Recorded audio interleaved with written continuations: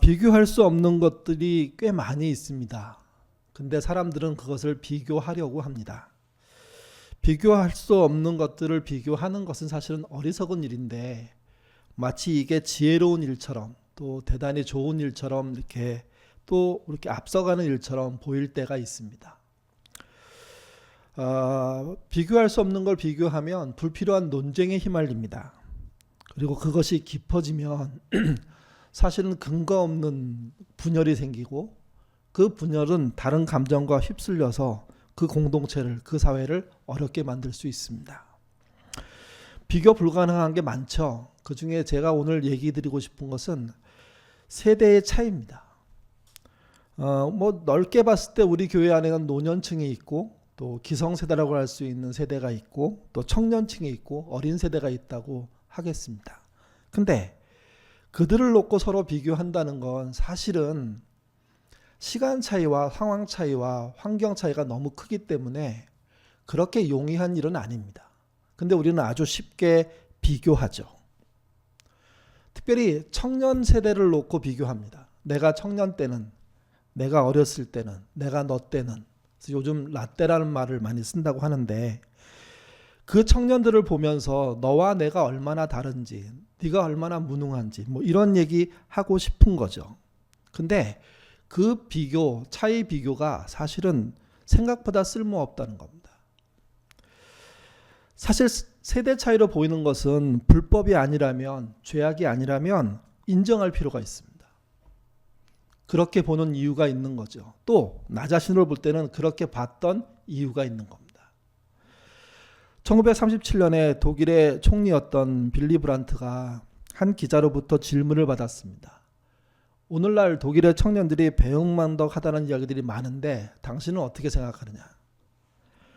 기자가 그렇게 질문한 것은 그 시대의 청년들이 정말 어려운 시절을 세계 2차 대전을 이렇게 패배하고 거기서부터 바닥부터 나라를 살려서 경제로 또 여러 가지로 좋은 영향력을 끼치는 나라로 세워졌는데 그것을 보면서도 비판하는 청년들이 있었기 때문이죠. 그러니까 잘했는데 나름 선방했는데 그래서 좋은 결과가 있는데 그 당시의 청년들은 아주 거세게 기성세대를 비판했던 겁니다. 그러니까 그런 청년들에게 한마디 해주는 게 어른으로서 옳지 않느냐 이런 질문을 한 거죠. 그럴 때 빌리 브란트니 이렇게 말했습니다. 여러분 설교안과 화면에 내용이 나오는데요. 천천히 한번 읽어보죠. 읽겠습니다. 여러분 가운데 그 누구도 우리가 이룩한 많은 일에 대해 우리의 자부심을 없앨 수는 없다고 말한다. 하지만 그들이 내가 고민하는 문제를 고민하지 않기를 바란다. 내 문제는 그들의 문제가 아니다. 따라서 나는 내 시간을 방어하고 그들은 그들만의 시간을 방어한다. 오늘의 청년이 불만을 갖지 않는다면 독일의 내일은 없다. 저는 지도자의 품은 이 정도는 돼야 된다고 생각합니다. 생각해 보십시오. 자신이 노력한 성과로 자신의 젊음을 바치고 그리고 인생 전체를 바쳐서 독일을 세웠는데 그거를 무지막지하게 까는 사람들이 그것도 젊은이들 안에 있다고 할 때 꾸짖고 싶은 게 보통이죠. 너희들 왜 그래? 이렇게 말하고 싶은 게. 내가 얼마나 희생해서 여기 세웠는데 그걸 왜 몰라줘? 근데 이분은 그렇게 생각하지 않은 겁니다. 자기에게 맡겨진 시간이 있고 청년들에게 맡겨진 시간이 있다는 거죠. 자기는 자기에게 맡겨진 시간에 최선을 다했고 그거면 됐다는 겁니다. 그러면 청년들은 청년들에게 맡겨진 시간을 최선을 다해주면 된다는 거죠. 그러기 위해서 더 나아가기 위해서 비판한다면 그 비판 또한 의미 있다 이렇게 생각한 겁니다. 우리나라 60, 80 세대, 60세 이상의 세대들은 그분들의 청년기를 보면 전쟁, 빈곤 그리고 그 이후에는 산업화라는 정말 나라의 막중한 근간을 세우는 시간들을 보냈습니다. 이들에게 청년기는 오히려 국가였을 겁니다. 아니 생존일 수도 있습니다. 지금의 50대는 그들이 청년기를 보낼 때는 민주화라는 그런 시대적인 과제가 있었죠. 치열하게 그런 과정들을 많은 사람들이 희생하면서 쌓아왔고 그래서 지금의 민주성을 그나마 갖게 된 나라가 된 거죠. 40대는 청년기에 문화적 풍요를 누렸지만요. 그들에게 가장 큰 아픔인 IMF를 당했습니다. IMF는 뭐 지금의 전염병 못지않게 당시로서는 상상할 수 없는 후퇴였고 좌절이었고 포기였고 청년의 인생을 어떻게 살지 모르는 어떤 회오리 속에 집어넣어버리는 그런 함정과 같기도 했습니다. 지금의 30대는 뭐 청년기에 해당하죠. 기성세대가 겪지 못하는 여러 가지 풍요를 누리지만 반대로요. 이렇게 불평등과 차별과 혐오가 많은 시대가 없을 정도로 그런 시대를 보내고 있습니다. 또 지금의 20대는 그들 스스로도 얘기하고 우리 사회의 학자들도 얘기하잖아요. 가장 불공정한 사회에서 살고 있다고요. 거기다가 코로나19가 만든 장벽 때문에 뭘 할 수 없는 갇혀져 있는 인생을 살게 되는 겁니다. 여러분 80대, 70대, 60대, 50대, 40대, 30대, 20대로 이어지는 이 청년의 세대의 이해들이 다를 수밖에 없음을 산 시간이 보여주고 있습니다. 그렇다면 우리는 한 가지 명확해져야 됩니다. 내게 주어진 시간을 내가 잘 방어해내는 것이 내가 해야 될 일이지 다른 세대와 싸울 일이 아니라는 겁니다. 다른 세대를 비난해서 발전을 요하는 일이기 때문에 비난할 수밖에 없다면 용인해줘야 되고 그리고 그 비난과 비판을 통하여서 새로운 계획들이 나오게 된다면 그렇게 쓰이는 내 삶을 그냥 그대로 인정해 준다면 세상이 좀 더 나아질 수 있다는 거죠. 그래서 빌리 브란트 말을 좀 기억할 필요가 있습니다. 나는 내 시간을 방어하고 그들은 그들만의 시간을 방어한다. 자신의 시간을 잘 방어한 사람은 타인의 시간을 또한 잘 방어할 수 있도록 도와주게 됩니다. 오늘 본문은 바울이 쓴 로마서인데요. 로마에게 있는 사람들에게 여러 가지 이야기들을 하게 되는데 그 중에 하나가 오늘 본문 합력하여 선을 이룬다는 내용입니다. 합력하여 선을 이룬다는 것은 약간 요행수 같은 어떤 느낌이 있습니다. 무슨 얘기냐면 내가 아무것도 안 해도 하나님이 일하신다 하는 듯한 인상이 있기 때문입니다. 근데 분명히 그렇지 않습니다. 내가 내 시간을 잘 방어해야 합니다. 잘 선용해야 됩니다. 발전적으로 쓰려고 애써야 되죠. 물론 몸이 아파서 때때로는 정말 좌절해서 그러지 못하는 시간들이 있을 수 있습니다. 근데 그게 평생이라면 정말 서글픈 일입니다. 합력함에 선을 이룬다는 것은 사실은 부지런히 자기 시간 방어를 잘 하는 것을 얘기하는 거죠. 우리 28절 말씀 아까 읽었지만 다시 한번 읽겠습니다. 우리가 알거니와 하나님을 사랑하는 자 곧 그 뜻대로 부르심을 입은 자들에게는 모든 것이 합력하여 선을 이루니라. 여러분의 인생이 그러셨으면 좋겠습니다. 여러분의 가정에서 이런 일들이 일어나기를 기대합니다. 우리의 교회, 여러분의 일터, 모든 곳곳에서 정말 자신의 시간을 방어하기 위해서 애쓴 이들의 연합, 또 하나님이 그 안에서 상상 이상의 인도하심 있기를 기대합니다. 요셉이라는 사람은 그 애굽의 총리가 된 정말 신앙적으로 되게 우수한 인물이죠. 근데 그의 청소년 시절은요, 그야말로 재수 없는 아이였습니다. 뭐가 안 된다는 뜻이 아니라 그 아이의 존재 자체가 형제들에게, 이웃들에게, 가족들에게 굉장히 불편함을 주는 그런 아이였던 거죠. 요셉이 다른 사람을 불편하게 만들었던 이유는요, 아버지의 편애 때문입니다. 그리고 아버지가 준 역할 때문입니다. 형들을 감시하는 거였기 때문이죠. 편애의 반작용은요, 분열입니다. 결국 그 가족들, 형제들은 분열할 수밖에 없었습니다. 12명의 형제가 있었는데 요셉 따로 그리고 11명의 형제 따로 나뉘는 일들이 발생하고 이들의 갈등은 결국은 11형제가 요셉을 죽이려고 하는, 물론 내용상으로는 10형제지만요. 죽이려고 하는 상황에 빠지게 되고 어떻게 해서 결국 요셉은 죽지는 않았지만 노예로 팔리게 되죠. 이게. 애굽으로 노예로 팔려간 요셉은 우여곡절을 겪으면서 결국 애굽의 총리가 됩니다. 애굽이란 당시 세계 최강대국을 말하는데요. 강대국에 몇 명의 총리가 있는데 그 중에 가장 앞장서는 선두에 있는 총리가 되는 거죠. 그리고 요셉이 애굽에서 맡은 임무는 이런 거였습니다. 7년 풍년 이후 닥쳐올 7년 가뭄을 잘 대비하는 겁니다. 실제 잘 대비했고 그 대비로 말미암아 애굽은 더 강력한 나라가 되죠. 7년 가뭄이 시작되자 미리 자신의 식량을 준비하지 못했던 나라와 민족들이 또 집안들이 사람들을 보내서 식량을 구매하기 시작합니다. 그때 요셉 앞에 형제들이 나타나는 거죠. 형제들을 맞이한 요셉과 관련된 이야기는 창세기 42장, 43장, 44장에 나옵니다. 물론 그 뒤에도 이어지지만 요셉이 형들과 또 형들이 어떻게 변했는지 어떤 사람이었을까 뭐 등등을 확인하는 시간들이 이 세 장을 걸쳐서 벌어지는데요. 정확하게 시간상으로 얼마큼 지난지는 알 수가 없습니다. 다만 한 적어도 6개월 이상, 많으면 한 1년 정도의 시간이 흐른 것으로 볼 수가 있습니다. 그만큼 요셉의 고민이 많았다는 겁니다. 자기를 노예로 판 그 형들을 만났을 때 한 번에 용서하고 한 번에 인정하고 한 번에 하나님의 뜻을 구별한 건 아닌 것 같습니다. 선뜻 뭘 할 수는 없었는데 그러나 그들이 어떻게 변했는지는 알고 싶었고 그래서 자신이 할 수 있는 여러 가지 방법과 알 수 있는 내용들을 수집하고 하는 기간들을 보낸 거죠. 그러면서 점점점 그는 자신의 아픔에 대한 이야기들을 달리 해석하기 시작했습니다.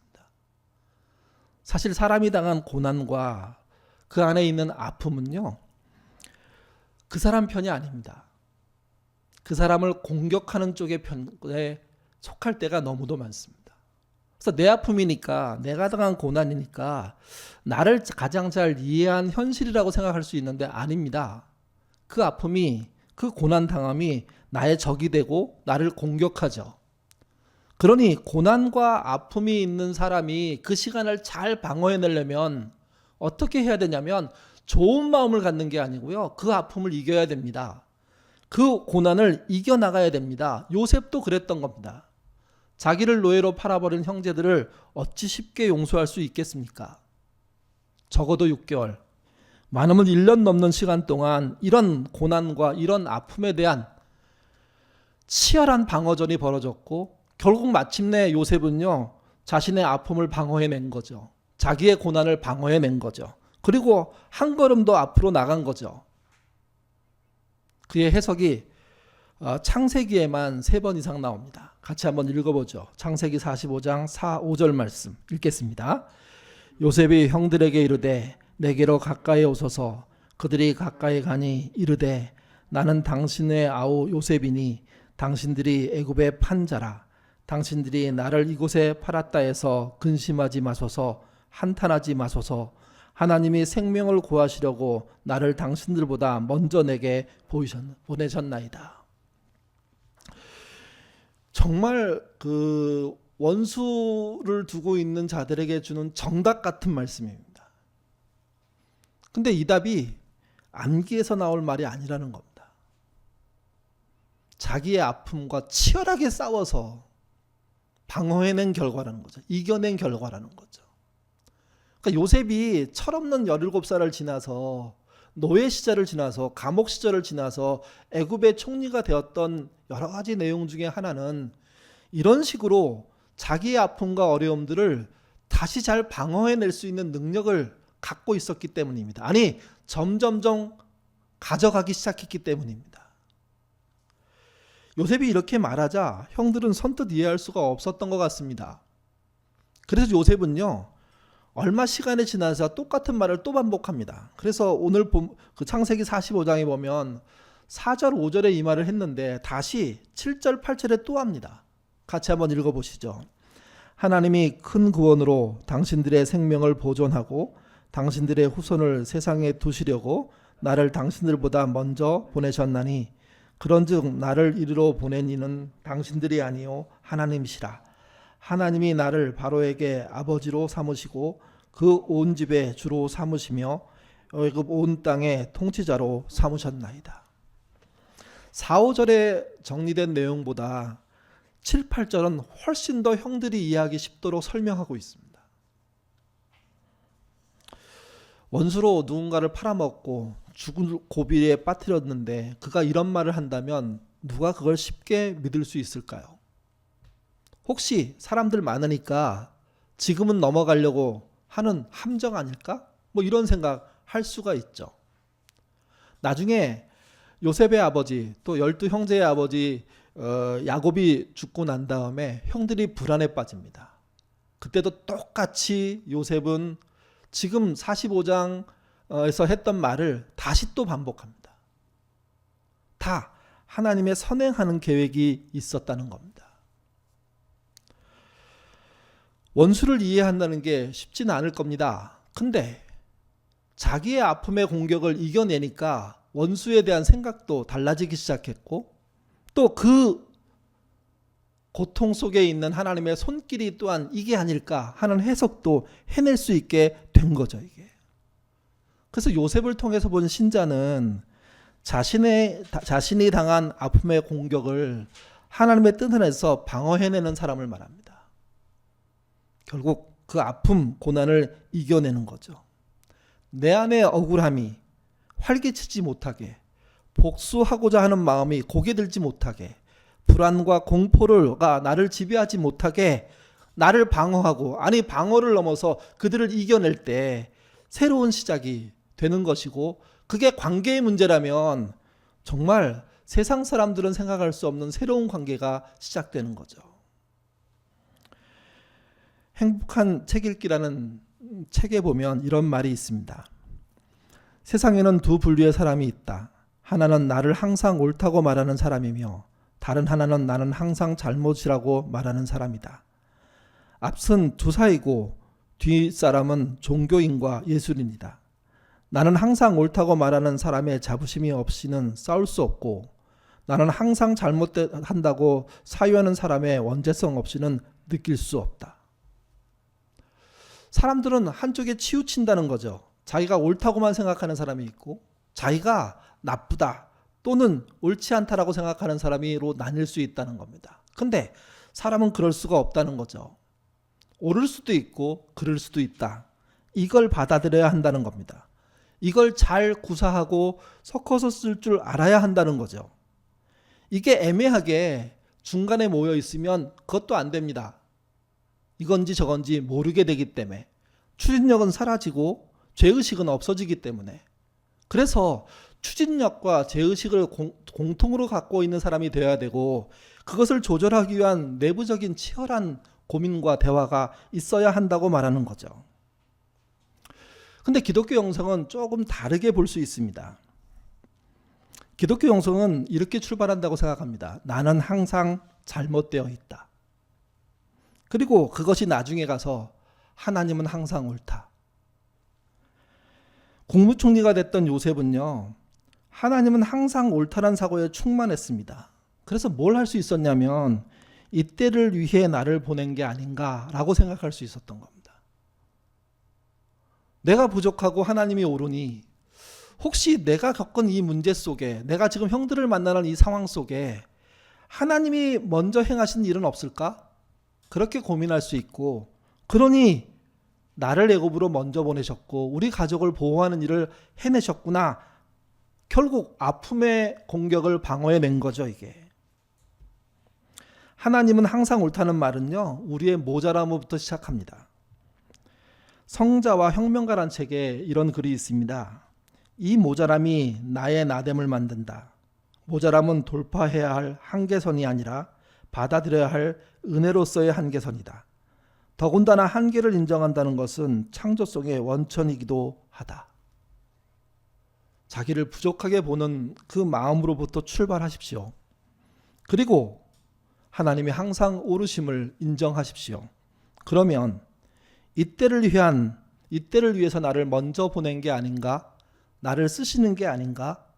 나만이 아니라 나와 원수된 자, 아니 나와 협력하는 자들도 그렇게 쓰이는 게 아닌가 하는 생각을 함으로 아픔을 이기게 되는 겁니다. 좌절의 공격을 이기게 되는 겁니다. 그랬을 때 새로운 세상이 열리게 되는 거죠. 우리는 모두 2020년도에 코로나의 공격을 받았습니다. 사실 이 공격의 시작은 코로나 자체에 있지 않습니다. 우리들의 잘못된 삶이죠. 자연을 파괴하고 동물과 식물을 난데없이 다 무너뜨리는, 정말 파괴하는 개발을 한 결과가 결국은 우리를 역습하고 있는 겁니다. 우리가 이 경험을 하면서 잊지 않아야 됩니다. 우리의 잘못이, 우리의 연약함이, 부족함이 결국은 우리를 망하게 하고 공격당하게 하는구나. 그래서 이 경험은 없어져야 할 경험이 아니라고 생각합니다. 교훈으로 남겨져야 됩니다. 우리가 막 살면 이런 결과로 돌아올 수 있다는 경고로 듣고 이것을 어떻게 이길까? 또 이 일 속에 하나님이 주시는 경고는 무엇이고 하나님의 뜻을 이루기 위한 우리의 발걸음은 뭐가 해야 될까 생각해 볼 필요가 있다는 겁니다. 이런 코로나를 통해서 봤을 때 우리의 모자람은요, 우리가 갖고 있는 선한 능력을 제대로 쓰지 않았다는 거죠.